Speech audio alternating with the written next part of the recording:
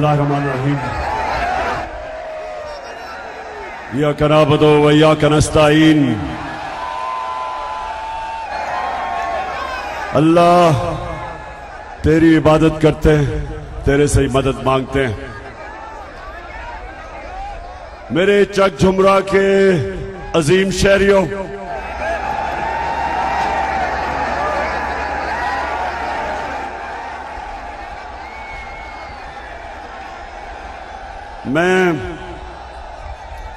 मैं आज आप सबको इतनी तादाद में यहां आने का सलाम भी करता हूं और ये आपने जो मुझे इज्जत दी उसका शुक्रिया अदा भी करता हूं। नौजवान अली अफजल, इंशाअल्लाह इतवार को 17 तारीख को मैं अभी से ही आपको मुबारक दे रहा हूं कि इंशाअल्लाह ये मैच जीत जाएंगे।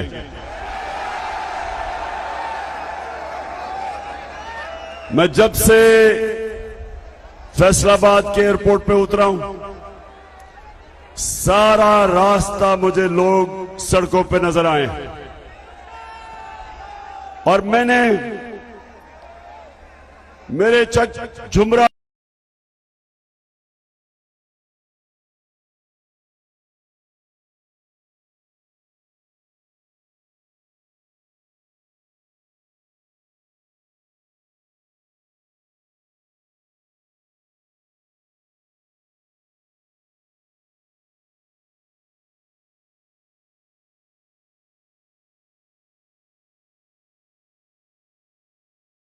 सड़कों पे नजर आए और मेरे चक झुमरा के नौजवानों और मेरी बहनें भी सामने आई हुई हैं। अब सबको मैं एक चीज बता, कौम समझ बैठी है कि इस मुल्क के ऊपर एक बड़ी बैरूनी साजिश हुई। बैरूनी साजिश यहां हमारे गद्दारों ने, मीर जाफर और मीर सादिक ने इस साजिश को कामयाब किया और हमारे मुल्क के ऊपर जो 30 साल से 2 खानदान इस मुल्क को लूट रहे थे, उनको इस कौम के ऊपर मुसल्लत किया गया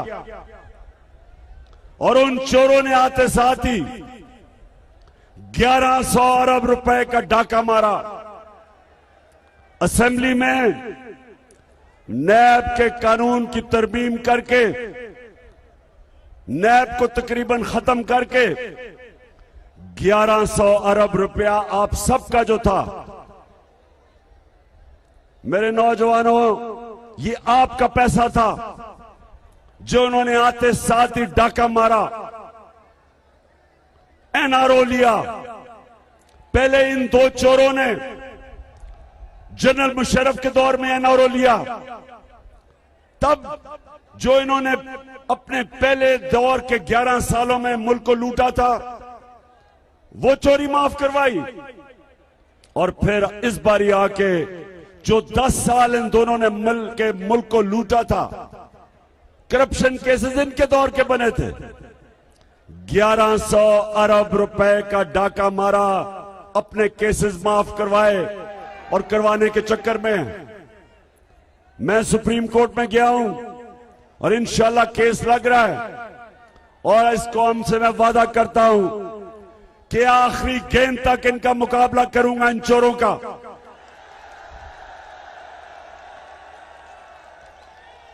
किसी सूरत आपका 1100 अरब रुपया मैं इनको हजम नहीं करने दूंगा। तो आपने सबने मेरे साथ खड़े होना है। आप सब मेरी टीम है, आप सब मेरी टीम है। कैप्टन मैं आपका और मुकाबला करना इस कैप्टन को आता है।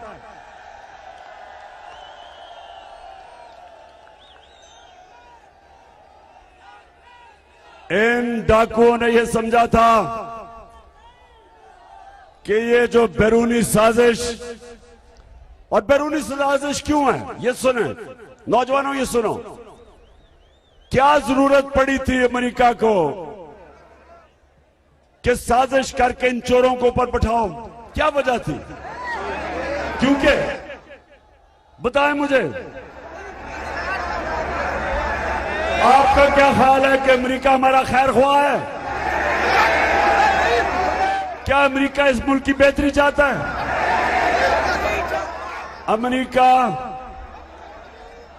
अमेरिका चाहता है कि पाकिस्तान के ऊपर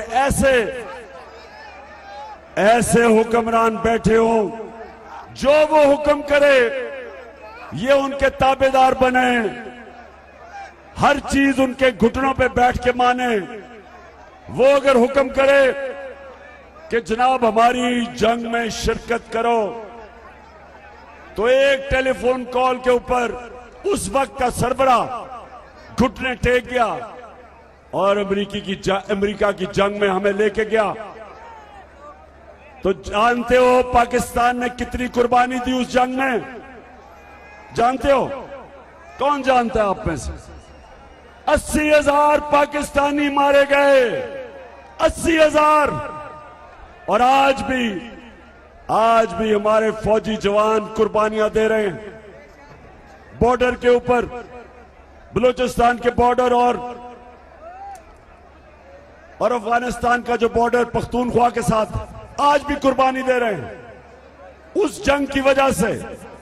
जो एक धमकी मिली हमारे सरबराह को और उस जंग में शिरकत कर गया, और उसके बाद जब ये दोनों आए तो कौम ने समझा कि ये तो जमहूरी लीडर हैं, ये तो आके अपने लोगों की मफादात की हिफाजत करेंगे।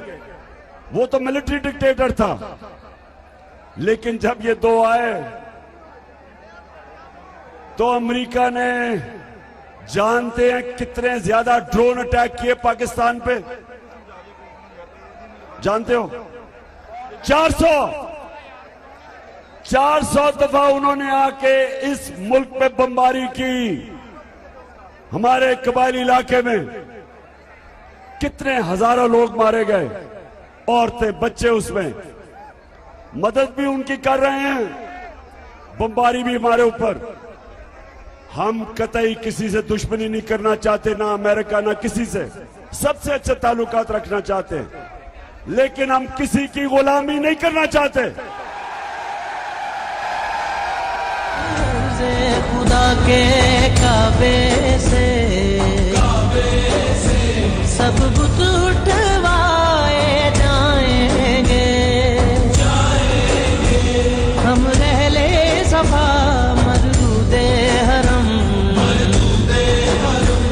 मसनद पे बिठाए जाएंगे, सब ताज उछाले जाएंगे, सब तख्त गिराए जाएंगे,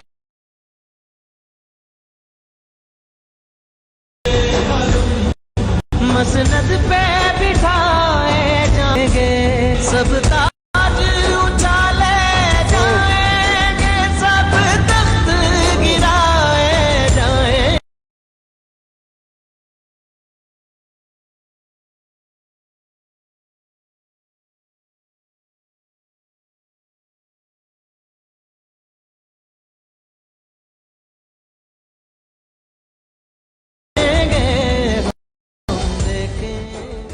बिल्कुल हम देखेंगे।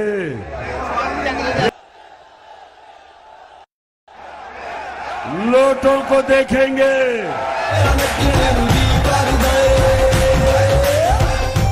लोटों को बल्लों से फेंटा लगते देखेंगे।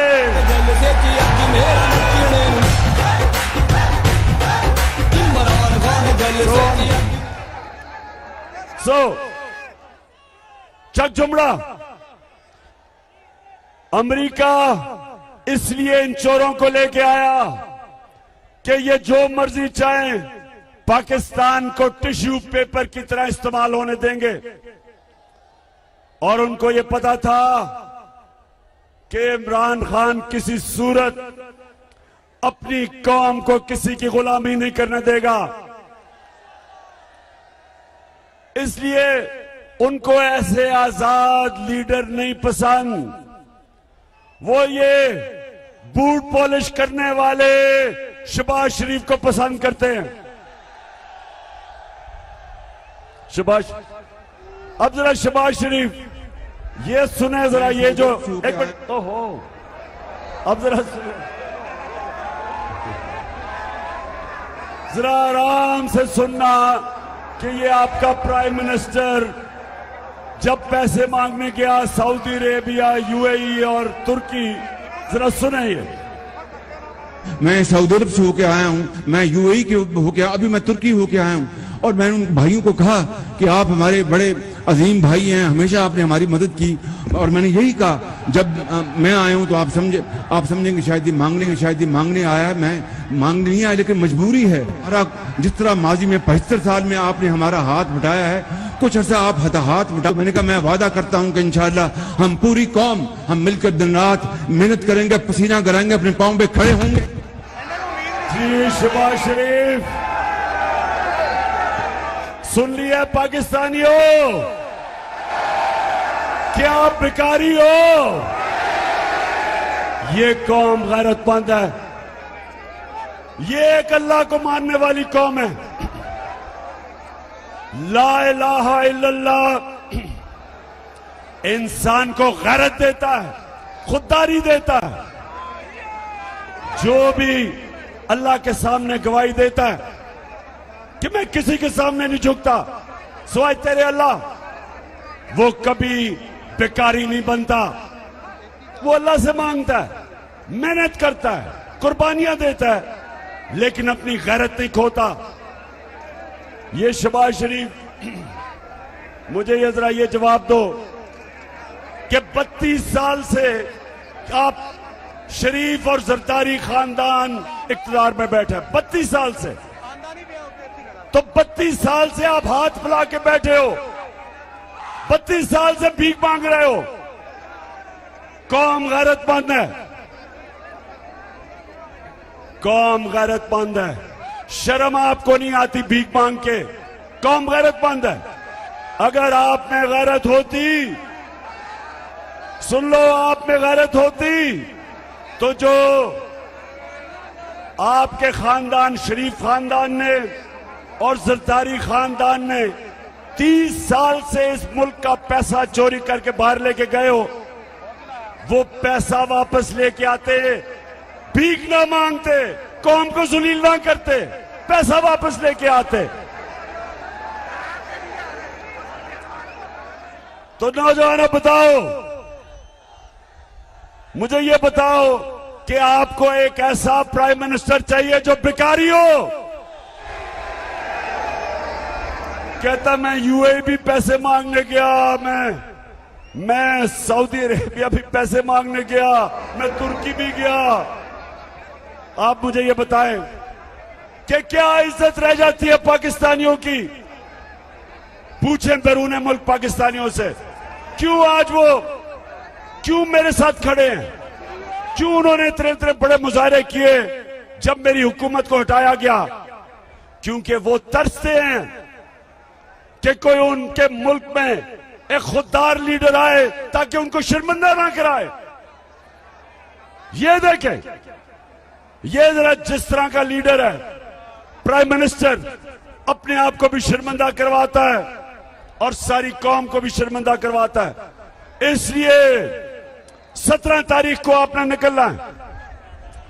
और मैं ये आपको बता दूं, इन्होंने सारे धांधली के रिकॉर्ड तोड़ देने हैं। इनको खबर मिल गई है कि सारी 20 के 20 हलकों में तहरीक इंसाफ जीत रही है। इंशाल्लाह जीतेगी। और इनको पता चल गया, जो भी सर्वे हुए हैं, कौम खड़ी है तहरीक इंसाफ के साथ और इनकी मुखालफत में। और खास तौर पे लोटों को कौम बल्लों से फेंटा देखना चाहती है। इंसाफ का अलम है मुजाहिदे वतन। है तेरे साथ हूँ, है तेरे हाथ में इंसाफ का अलम, है मुजाहिदे वतन, है तेरे साथ हम, है तेरे हाथ। वैसे अली, मैं नेक्स्ट टाइम मैं खुद आपको बताऊंगा कि जलसे को ऑर्गेनाइज कैसे करना है। एक वो बेचारे उधर फंस गए हैं, उधर बेचारे वो पीछे, उनको नजर ही कुछ नहीं आ रहा, तो इनको सारों को सामने लेके आना चाहिए था। क्योंकि आपको पता है कि जलसे का मैं एक्सपर्ट हूं, किसी ने इतने जलसे नहीं किए जो मैंने किए हैं 26 सालों में। नौजवानों, इतवार को सबने तैयारी करनी है। आपने एक एक पोलिंग स्टेशन का पहरा देना है, क्योंकि ये धांधली के बगैर नहीं जीत सकते।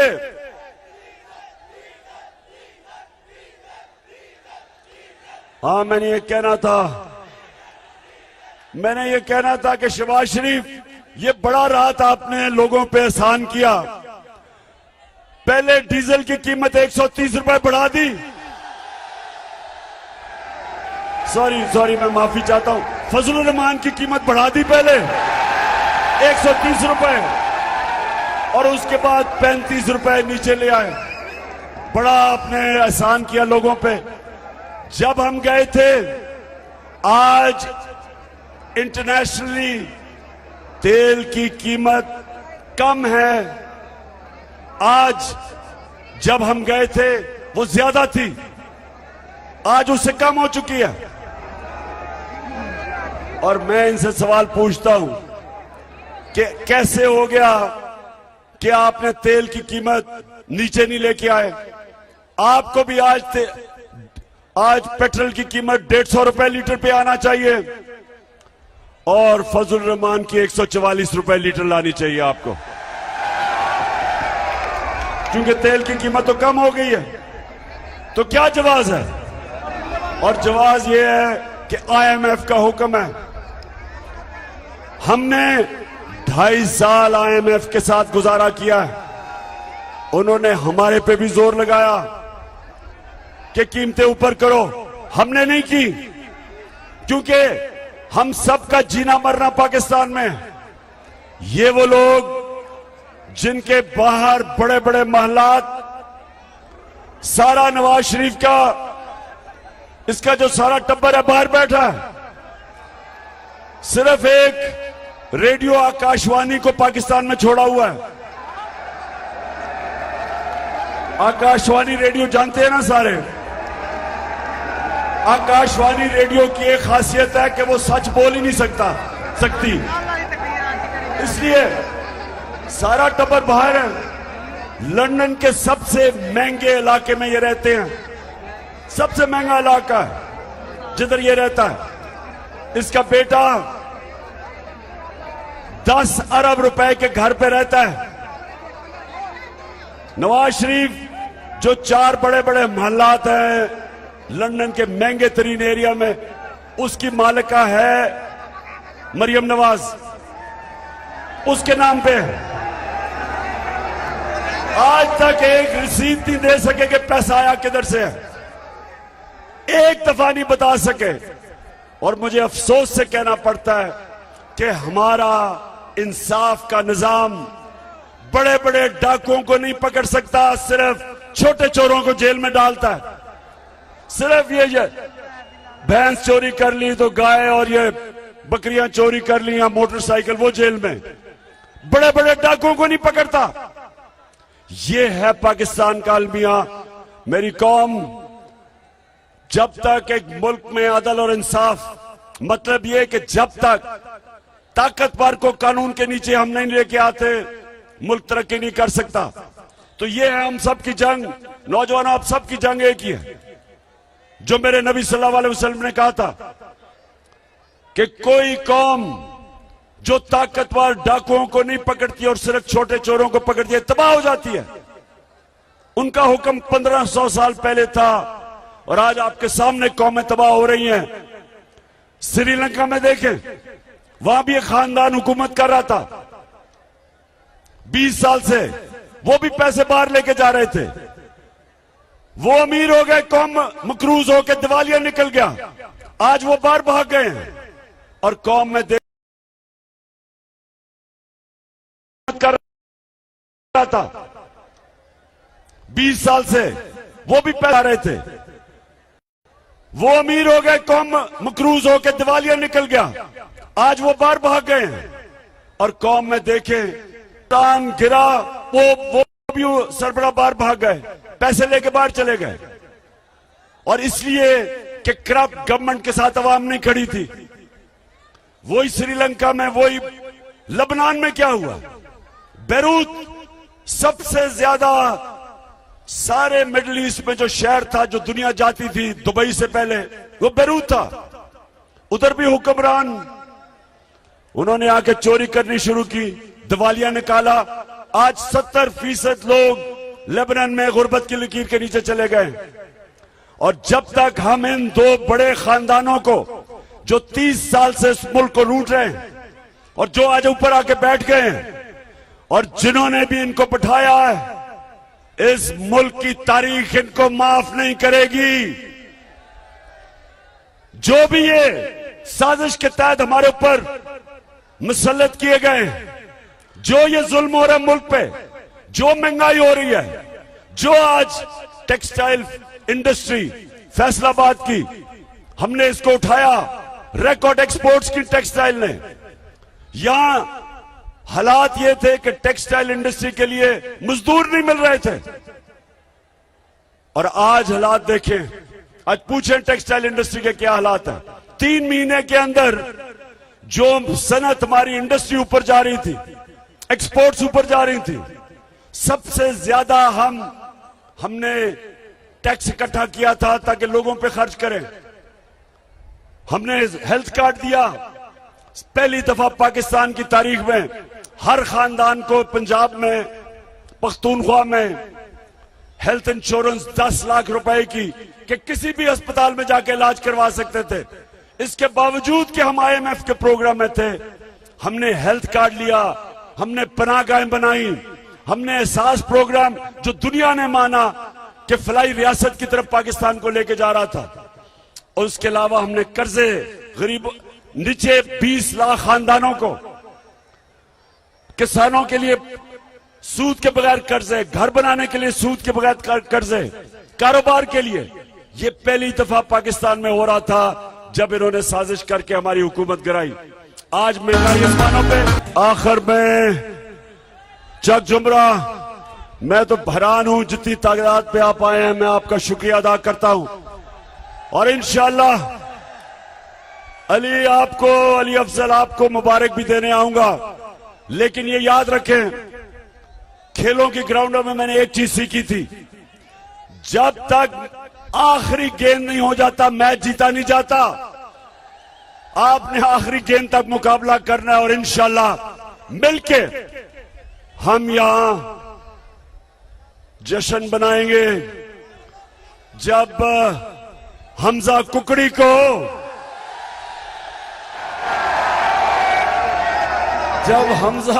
को हम शिकस्त देंगे, क्योंकि ये पूरी कोशिश कर रहा है हमजा, हर किस्म की धांधली, क्योंकि इनका जो खानदान है और वो जरदारी खानदान, इन्होंने कोई चीज ईमानदारी से आज तक नहीं की और ये पूरी इलेक्शन में धांधली करेंगे।